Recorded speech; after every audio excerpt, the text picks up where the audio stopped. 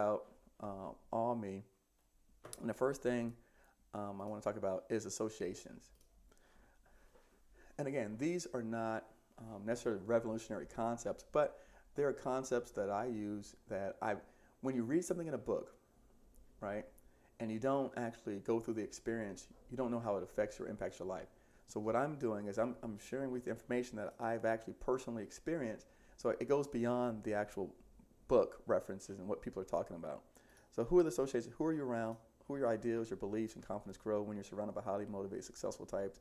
Or they can easily be diminished or depleted when associated with the other side. One of the things let me go back to this other slide, sorry. Um, a few years ago, I was in the EO network. I got invited by another entrepreneur. She saw what I was doing. And the EO network, and by the way, I would recommend it to anyone out there who's in business. The EO network is for entrepreneurs who actually created their own businesses. And you have to have 51 or more percent ownership. You can't not have inherited your business. It can't be a family business, anything like that. You have to actually have built the business from the ground up. Now, to get an EO, you have to do at least $1 million a year in revenue, but they do have an accelerator program where if you're doing $250,000 a year in revenue, you can qualify for the accelerator program, and you will get access to entrepreneurs, a worldwide network of entrepreneurs that are other business owners that are doing these types of revenues, that have employees and things of that nature. And so the EO network was those were the persons who helped me when I was at my darkest moments, when I didn't know what to do and I didn't know where to turn and what decisions to make. When I was having some of these, bad people do things to me and external outcomes that I didn't know what to face. A lot of my EO members, because they were older, they had been in business, they had some experiences. They were able to share with me their stories and allow me to have the confidence to move forward and to move on. And I remember one time around Christmas, when I had no money, no resources, anything like that. One of my EO members picked up the phone and she called me. Wendy, by the way, if you're watching, hey Wendy. She called me. She said, Eric, listen, you need to get out of the house. You need to get around people who love you.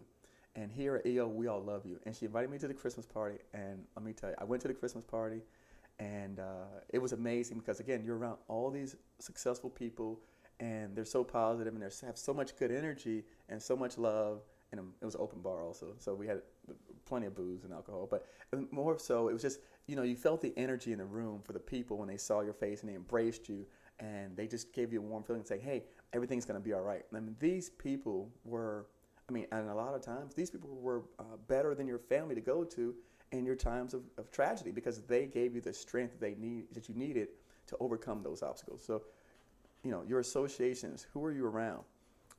What does that look like? All right. Work. All of my millionaire friends work around the clock. That's just what we do. When you have a bigger purpose driving you, you don't consider yourself a workaholic. It's because you have a burning desire. And in fact, again, going back to the story of one of the friends that Charles is with, I know someone who works 7 days a week for 20 years. But again, today, the person's company does over $70 million a year in revenue in 6 countries, and they're like 42, 43 years old. So this person, in fact, even today, right now, this person continues to work no less than 6 days a week, even though they're already multimillionaire, and they continue making millions of dollars.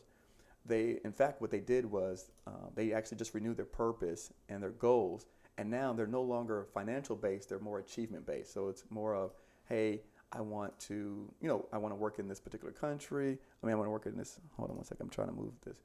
They want to work in a particular area. They want to work for a particular agency. Chill Zoe, I signed up with John Wayne last month. Oh, listen, get a refund, buddy. Go back and get a refund. There.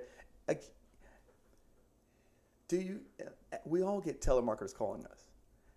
We've all seen the Nigerian scams. And that's just my point, is that, people are going to, if they're soliciting you and calling you, they're checking your SAMs, they're watching you, and they're like, as soon as you make a mistake on SAM, they call you up on the phone. It's like, hey, we can help you fix that, or they send you an email. I'm just really leery of those people, Again, I'm not saying he's a bad guy. He's probably a great guy for his family, maybe for his church and his community. He's probably a great guy. But for what we're trying to do and what we're trying to get accomplished, you don't need need him or their services. All right. So let's go and let's talk about effort. We all give maximum effort, but we understand that anything of value. When we're out here and we're working, we understand anything of value costs. Otherwise, it would not be considered valuable.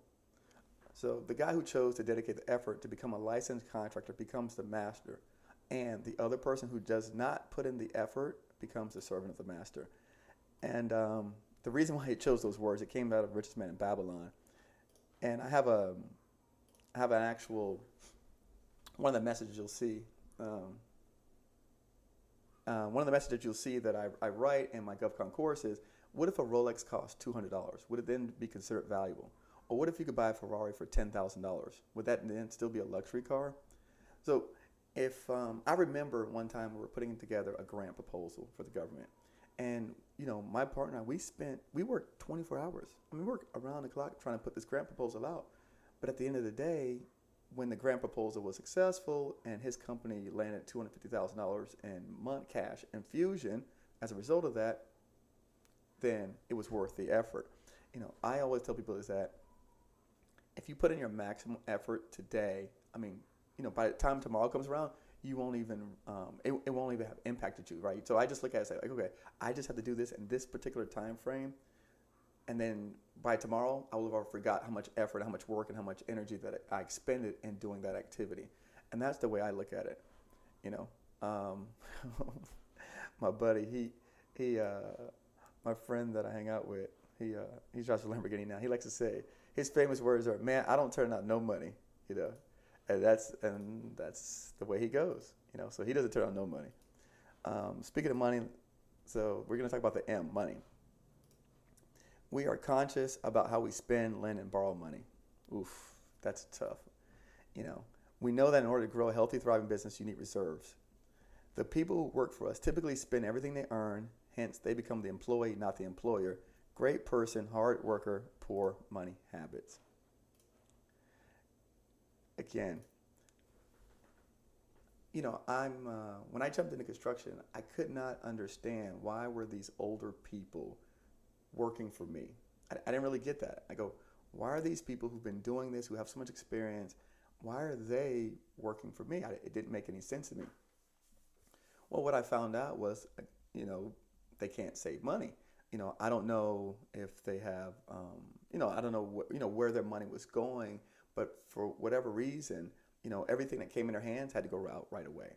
And so since they couldn't save money, they couldn't get their credit together, and you don't even need perfect credit, but they couldn't even get like a decent credit score, or they messed up their supplier credit line, so now they couldn't buy anything from the supply houses. They end up having to work below younger people who were more fiscally responsible. And I'll give you an example story that goes with that. One of my second partners, I'll never forget, he told me that he started out and he did painting. And one of his current employees, I'm not going to say the person's name, but one of the current employees, they started doing painting together. And when they were doing painting together, this person, every time he would earn his money, he would take his money and he'd go blow it on the weekends. He drank it up and he partied up his money.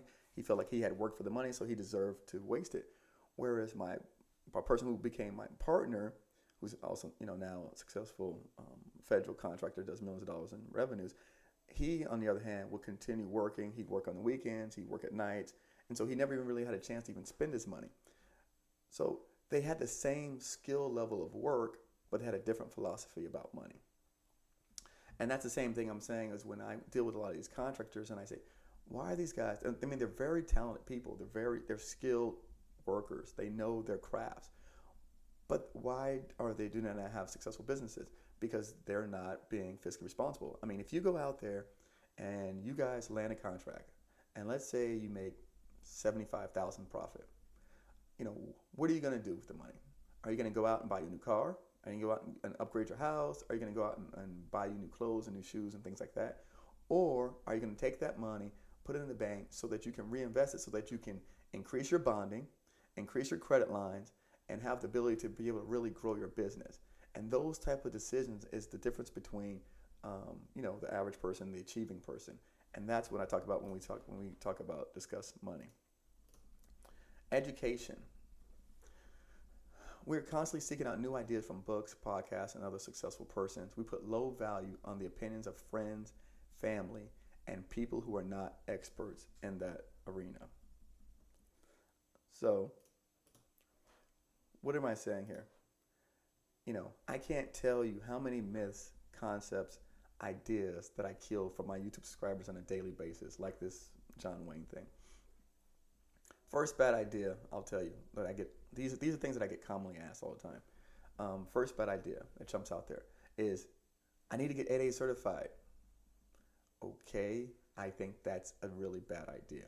If you don't have any experience in business, or if you have very little, let's say you do have experience in business, but you don't have experience working in federal contracts, you're going to end up wasting not only the money you spent to hire these companies to get you certified, the $3,500, $5,000, $8,000, $10,000, whatever you wasted, but you're going to spend the first years of your 8A. Remember, 8A is only a 9-year program. So you're going to spend the first portion of that learning how to work the program. And you're never going to be able to really maximize that 8A certificate. So what I encourage you to do is go out there, learn how to win some contracts, build up a history, build up a portfolio, increase your supplier credits, and start getting some recommendations from companies. And if you start working with agencies and getting to know who you are, you start providing a valuable service, then at that point is when you should get 8A. Because now you can turn around and leverage 8A to its maximum ability, to its maximum capacity, and you can really take it and grow to a number far, far greater than any of us can ever believe. In fact, you could probably do, I knew a company that they did they were doing $66 million a year. So, you can grow as, but you've got to first learn how to work the marketplace. So first bad idea. Number 2, go to pay market research from Deltec Info and all that other stuff. Market research, it's public information. Everything out here is public information. There's no reason for you to go hire someone to do market research for you.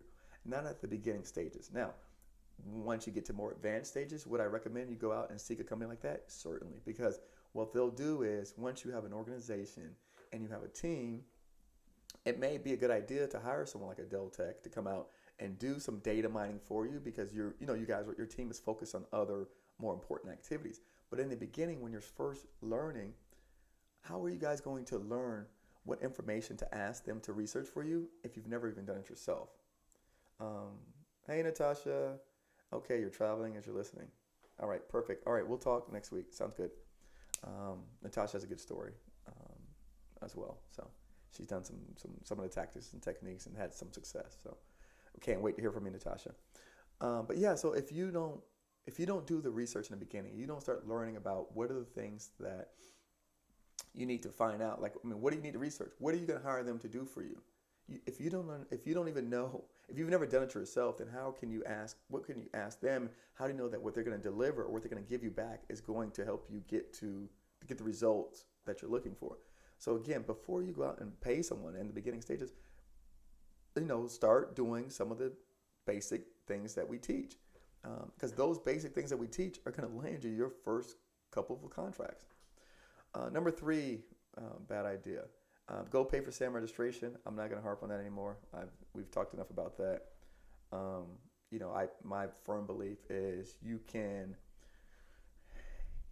most high school kids are very computer savvy. And if you are not computer savvy, find a high school kid, give him a couple bucks, buy a McDonald's or something, and tell him to watch my video and then register you in SAM. And I promise you can do it.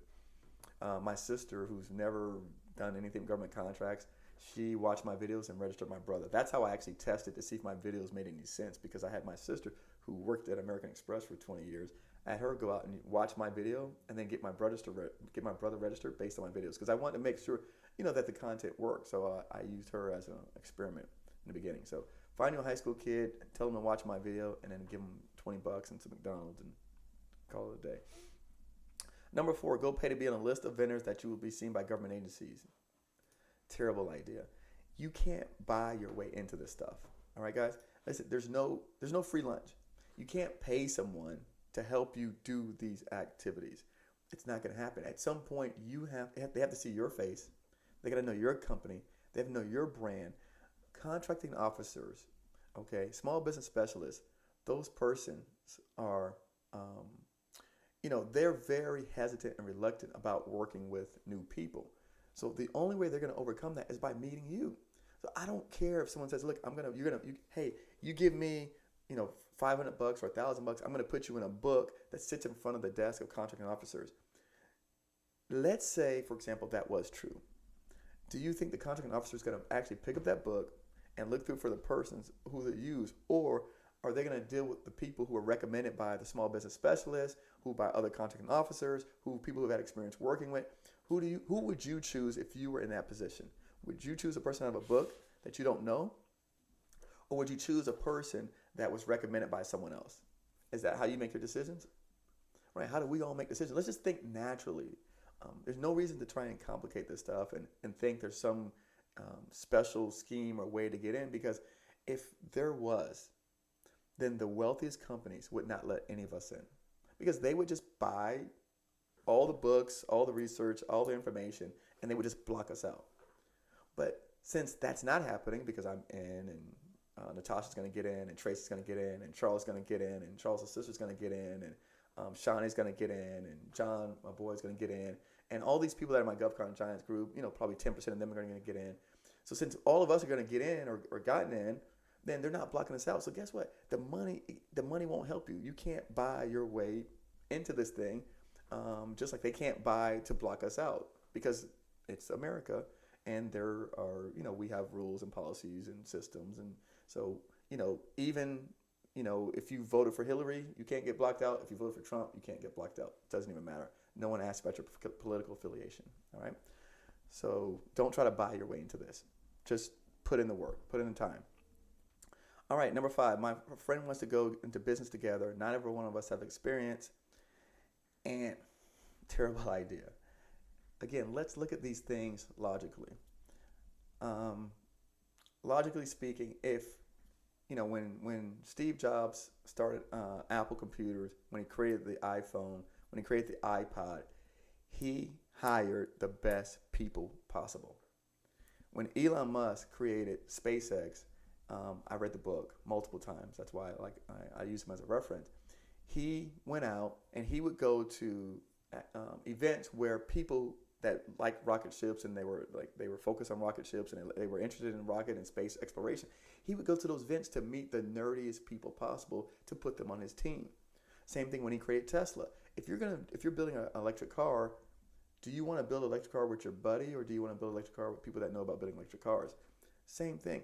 If you're going to go into business together, I'm not saying your buddy's a bad person, but I recommend find the strongest candidate possible, because that's going to give you the best opportunity to win out here. And that's what I want. I want you guys to put yourself in the best position to win, to be qualified, to be eligible for contracts.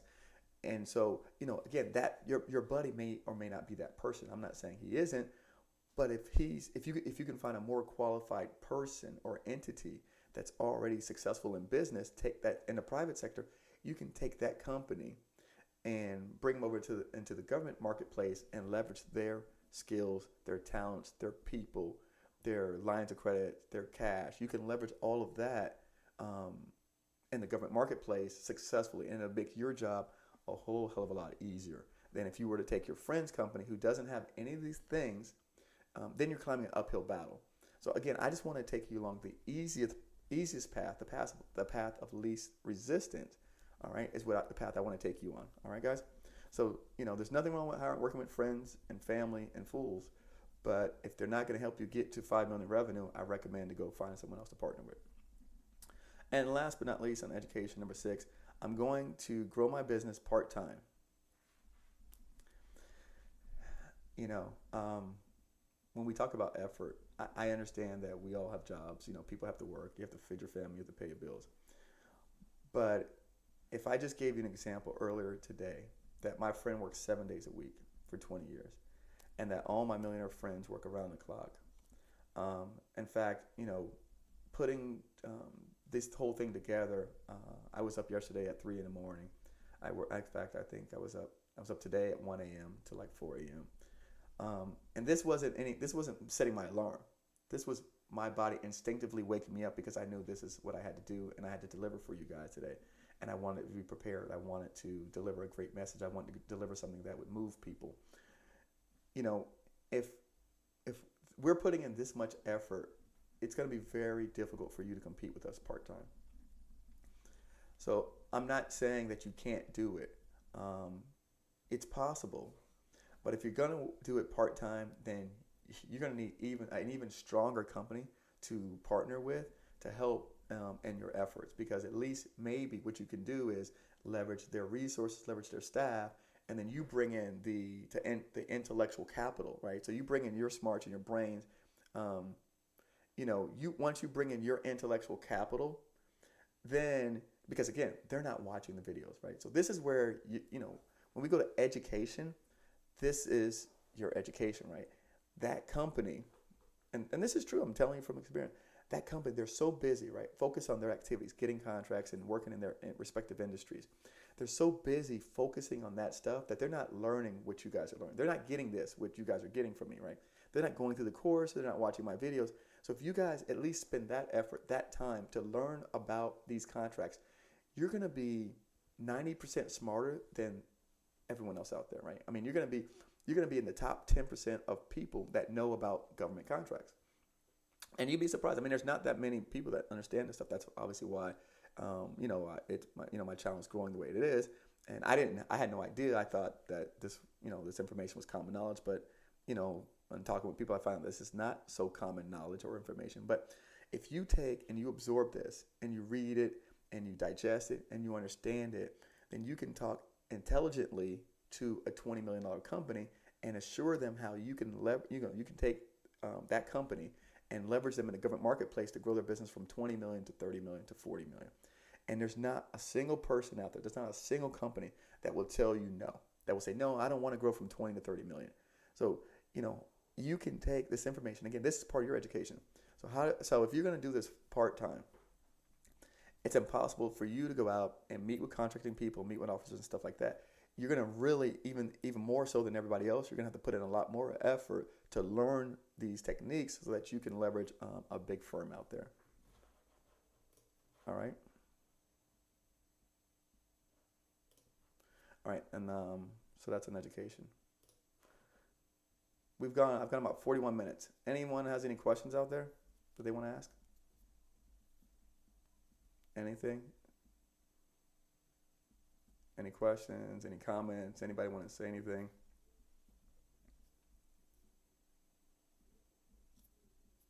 No.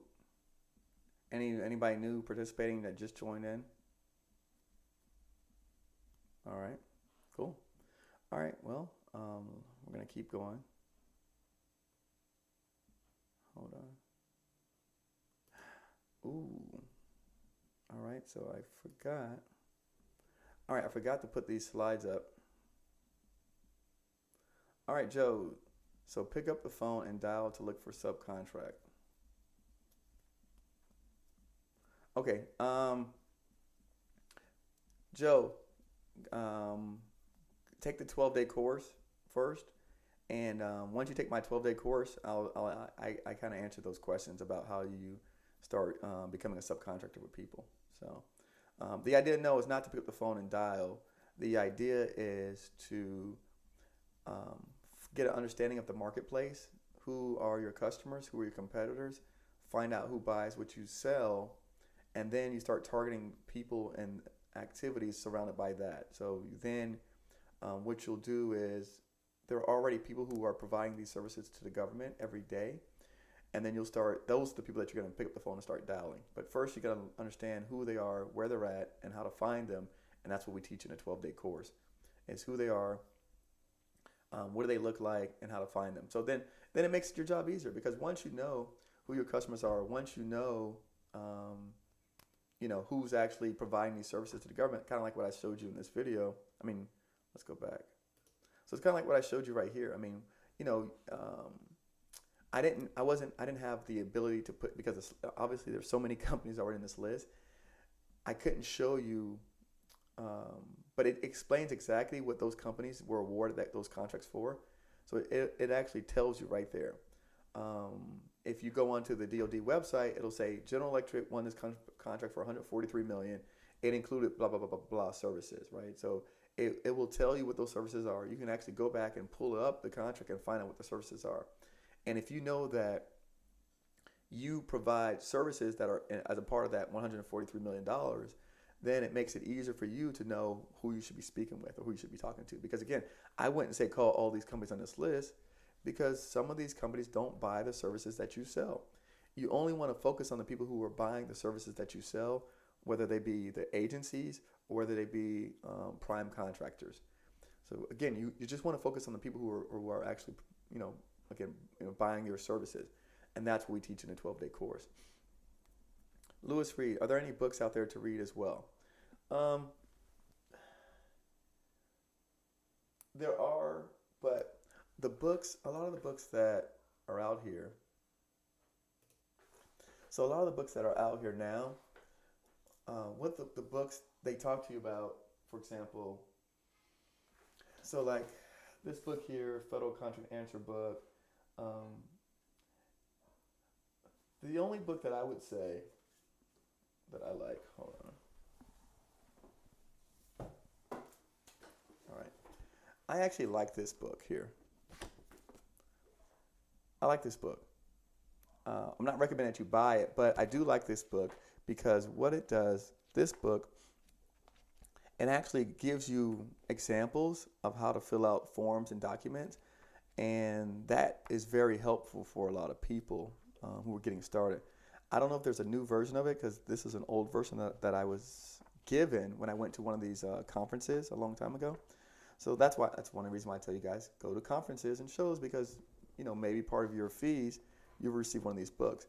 But this one, I'm trying to find an example of it. It's not cheap either, by the way. I think this book is like $40. Oh, it's not bad, $25. So for example, this book here, it tells you about how to file a protest, which, you're not even there yet, right? You're not at the protest stage. You don't know about award debriefings. You don't understand any of this stuff. So that's why it's kind of hard for me to recommend it because you're not, a lot of you guys are just getting started. Thank you, Rico. $1 Billion Playbook is the book to read, And so when you're getting started, there's a lot of things in there that you haven't faced and you don't even know what you're going to face. So, why you can't read this verbatim. You can't just sit back and read this. It's really, there's really, at this point in time, I created my book because I saw there was a need to at least get you the information to start moving in the right direction, right? So the way, like I said, I created my book because I wanted to, I know where you're at. I know what you're looking for. I know the questions that you want to do. And so my book helps you to find out, like I said, when I tell you need to do research and market research, I give you that information. So instead of you spending $3,000 for someone to help you do market research, I give you the websites that you can go to and do market research. And if you want to do some learning, I talk to you about learning, membership organizations and who to join, to network, to get additional information, free resources, things like that. So this is something that, again, like I said, I'm giving you the information so that you can have it, so you can actually go out yourself and I'm teaching you how to fish. Because in the long run, that's what's going to help you to achieve your goals is learning how to fish yourself because no one is going to do this stuff for you, I promise you. You can pay all the money in the world to everyone in the world and you still got to get your own contracts. Bottom line, simple as that. All right. What legal paperwork I have to do for be a subcontractor with a prime contractor? Yeah, so the legal paperwork to become a subcontractor with a prime contractor, Rico, very good question. Once you work with prime contractors, they're going to give you the paperwork that you need, so you don't have to worry about doing any legal paperwork. The only thing that you got to do is make sure you're incorporated as a business and have your legal, your structure for your corporation. Make sure you have you meet the insurance requirements and whatever specialty type of certifications that they require of you. So whatever that you're providing, then whatever certifications that you need, you have to have those things in place. But in terms of legal paperwork, these companies are very smart. They're very savvy. They have their own lawyers. They have their own people. So you're not going to really be able to change any of their contract documents. So don't even expect to do so. Just they're going to give you what you have. All right. Anything else? All right. Yeah. So I can't believe I did not add these slides. I'm really disappointed in myself. I wanted to. Dang it, guys. Well. All right. Let's. Somebody asked me another question, and then I can try to throw these slides in while you guys ask me another question. I mean, I can talk about it, but I really want you guys to see that. Anybody?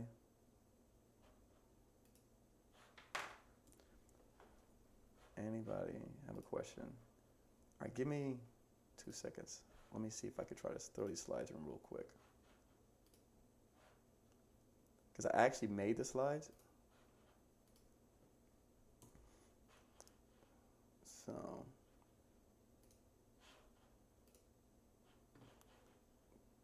guys, just be patient with me. See? What happens when you go live? You make mistakes. That's part of what we talked about last session, right? Not being afraid to make mistakes. I swore for the life of me I had this stuff in here.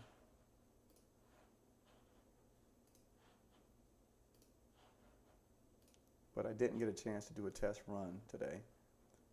So, I guess it wasn't in there.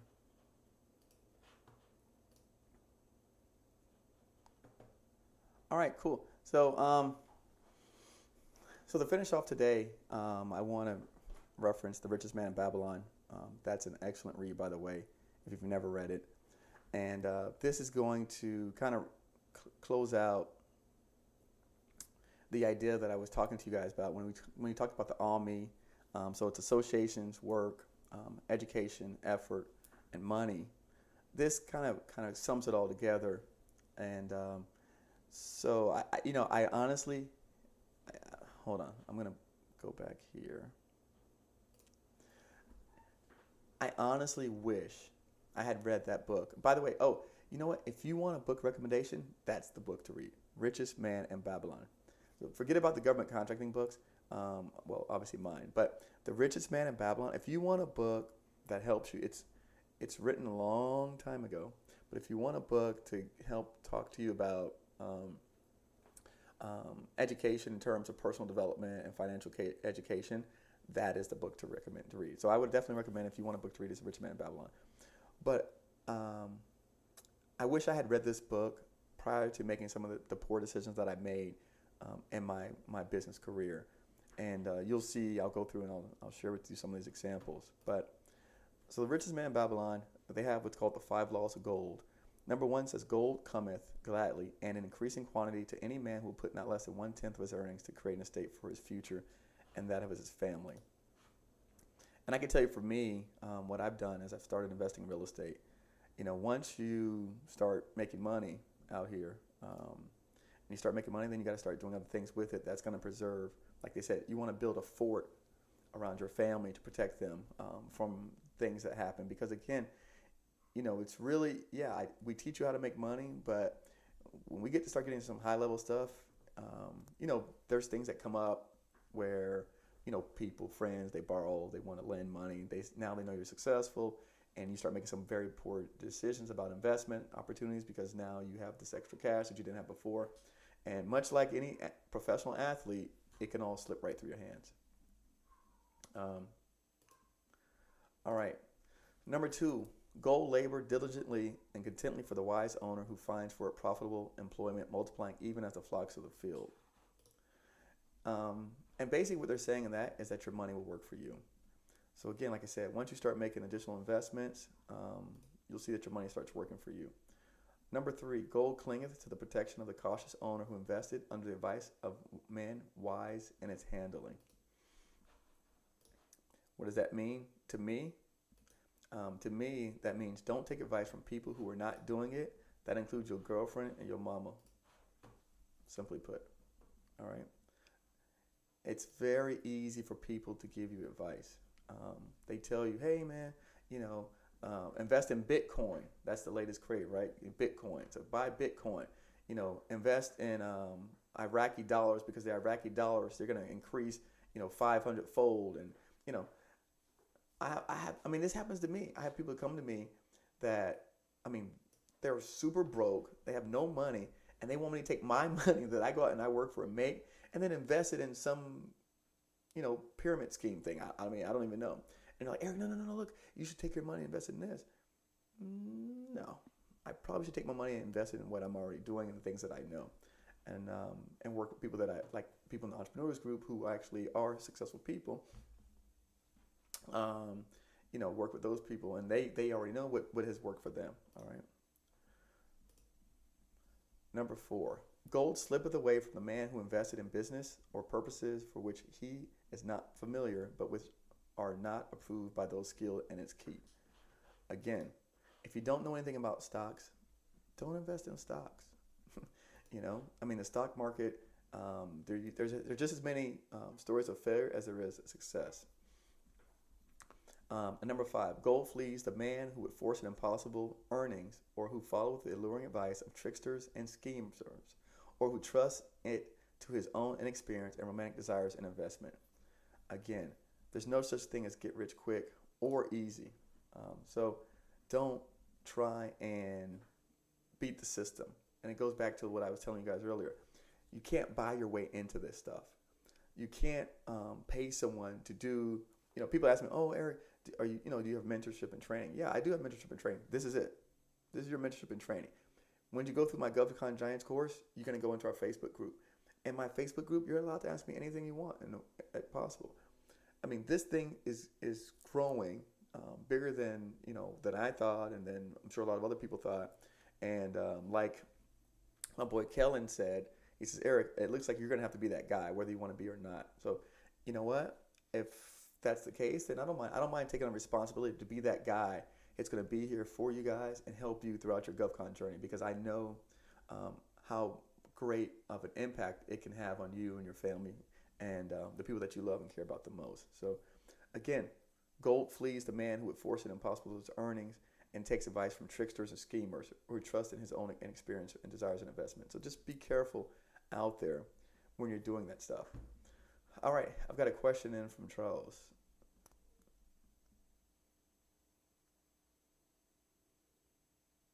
All right, it says, question from a large company. Who else have you helped getting government contracts? No one. Me, no one. Would leveraging your friends when just getting started versus going directly to an institutional be an idea? Charles, that's an excellent question.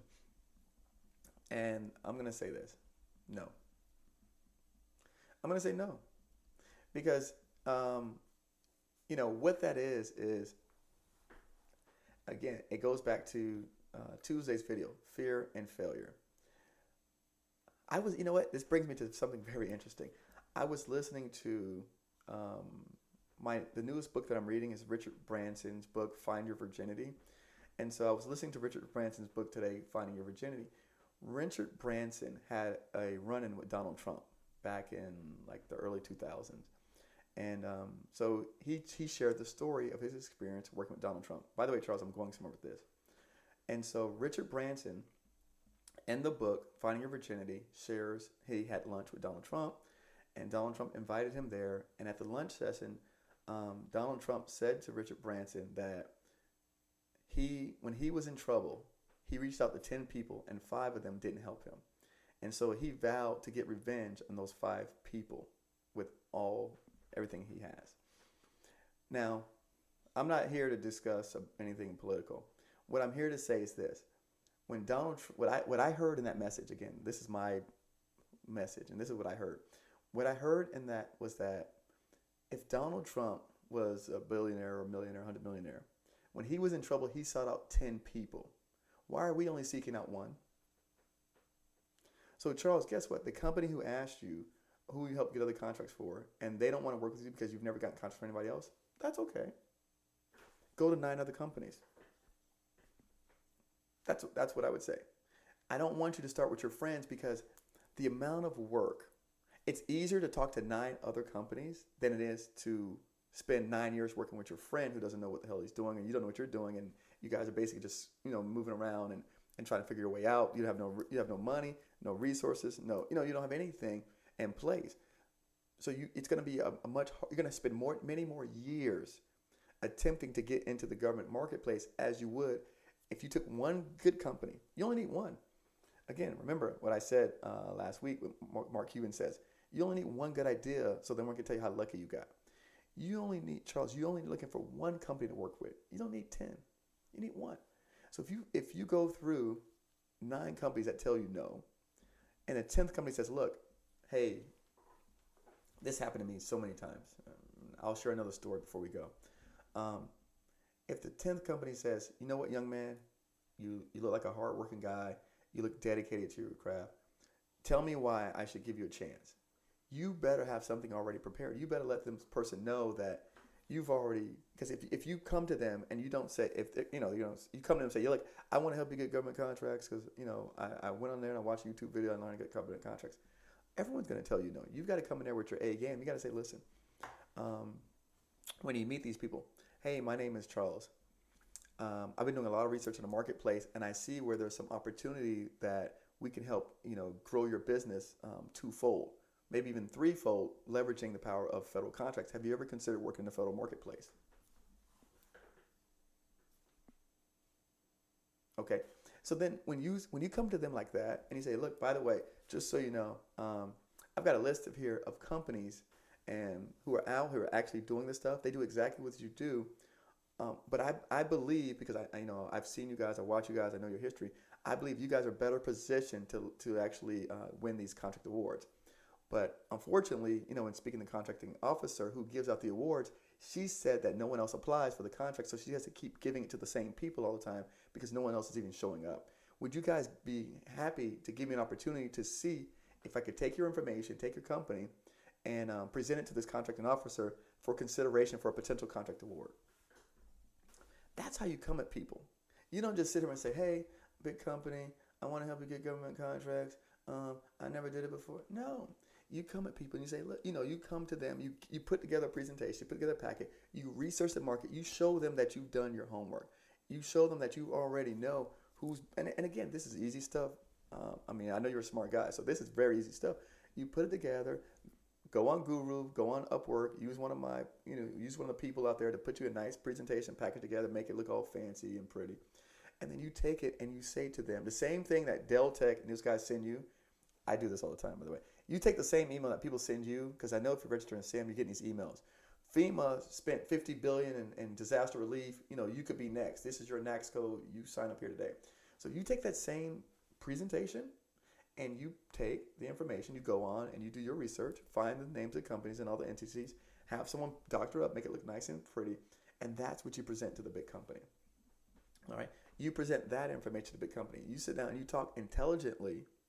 And trust me, if you go out and if you talk to 10 companies and 10 tell you no, come back and see me. And then I'll put you in touch with someone that'll give you a chance. All right? What else?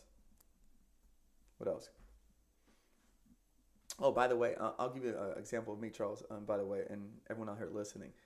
I had the same thing happen to me, actually. When I was about a year ago, I was trying to buy this real estate portfolio. It was an estate sale.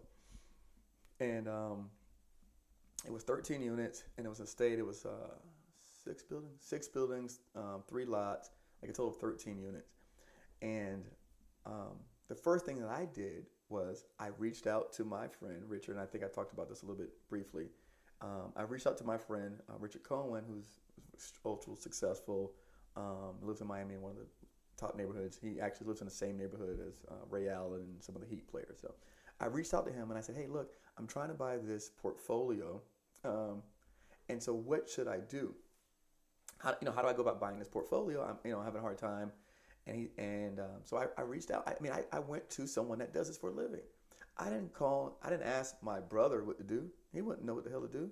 I didn't ask my friends what to do, because even my friends who are successful in government contracting, they don't have real estate portfolios and they don't invest in that. So I didn't ask them for advice because they can't give me advice. I went to the person who buys real estate and owns hundreds of millions of dollars in real estate assets. I asked him what to do. And so I called him on. I said, Richard, hey, listen, I got this deal on the table. I'm not sure how do I do it. And he sent me the same thing like I'm doing for you guys. He literally sent me a package, and he says, Eric, this is the package that I use to buy my portfolio projects. Now his what he buys are $20 million shopping centers, $30 million Class B, Class C office space, things like that. But he sent me the same package that he gives to the banks to finance his projects. And so he said, look, all you got to do is duplicate this package with your information for your portfolio, and then take it to 2 big banks and 3 smaller banks in the city where you're buying it at. All right. And so I put together the package. I put the whole thing together. It took me 3 days. And I just replicated it. Everything they put, if they had on their financials, I put financials. If they had market, I put marketplace. If they had on their, whatever they had on their, the environment, I put the environment, the people, whatever they had, I literally replicated verbatim. And so I took the information, I put it together, I sent it back to Richard, and I said, Richard, can you take a look and see? And he gave me an A. He says, you get an A, now take it out there and go talk to some banks. And it was so big, I wish I had it here to show you guys. But it was basically, it's a 3-ring binder, right? By the time I finished this thing. And it was a small real estate deal compared to what this guy buys. It wasn't no multi-million-dollar real estate deal. It was a smaller deal, less. And so, but I put together this huge package. And Richard said this to me. He said, Eric, he goes, if you take this to a bank, you're going to have more information than the bank people have. And I can tell you this. I went to 5 banks, just like he said. I went to Wells Fargo. I went to Bank of America, and I went to all these big banks. They rejected. They didn't do lending like I needed to do a portfolio loan. They didn't do portfolio loans, and so, but everybody that I went to, you know what they said to me? They go, "We've never seen anything like this. We've never had anyone walk in here that gave us a presentation like this." And so they were all wowed and they were all impressed. And I had one guy in a small local bank up in Palm Beach County, and I'll never forget, this is an older guy. He's white hair. This guy was late 70s, had to be. And he told me, he said, young man, he said, look, he goes, I can't fund you because we don't do that type of lending. He says, but you're on the right path. And he says, I've seen many people, he goes, I know one in particular that started out doing exactly what you did, and they were able to leave millions of dollars to their universities. And so what did that do? That gave me the encouragement to keep going and to keep pushing. And I share this to say that you guys, it's the same thing what Trump said about 10. He tried 10 people, and 5 turned him down, but the other 5 bailed him out and got him to resolve his issues. So I went to one bank and they said, we don't do it, but try this other bank here, and we think they'll help you. And do you know that it was that final bank, the 5th bank that I went to, that actually funded my deal and funded my project, and I was able to close that real estate deals out. So I say this to say that to you guys and Charles is that I'm not interested in the people who don't want to help me. I'm not interested in the companies that don't want to work with you, because I believe, Charles, that with the information that we're sharing and what you're learning here, that you can take that company who's doing 20 million and you can make them do 30 million. And that would instantly propel you in your career and in your success, and that'll give you huge wins out here in this world, as opposed to spending 2 to 3 years trying to win these smaller contracts. You grow somebody's business by and again, it's easy because they're already doing 20 million, right? So it's a lot easier. So if you take and grow somebody's business and you grow $10 million, what do you think you're going to make in that process? How much money do you think you're going to make? And how much easier is it to go talk to a contracting officer with a $20 million company standing behind you, right? They're standing on your shoulders. Now you are a giant, right? You go in there and you talk to a contracting officer and you go, hey man, listen, I'm here representing XYZ company. We did 20 million last year. We've got bonding. We've got tractors. We've got trailers. We've got dump trucks. What do you want? We've got 50 employees. You're telling me, you qualify for everything they've got. So that's what I say to that. Anything else, guys, before we wrap up? It's a little bit past 7. I've gone over my time here. Anything else? All right, guys, listen, make sure you subscribe to my YouTube channel if you're not already subscribed to my YouTube channel. If you missed last week's presentation, my Govcon Day 2, Fear and Failure. That was a really good one. Sign up for my email list. By the way, I know a lot of people are always asking, how do they, you get tips, news, letters. I send information out to people. I let you know about anything upcoming. And also, if you want to get signed up for my Govcon Giants training program,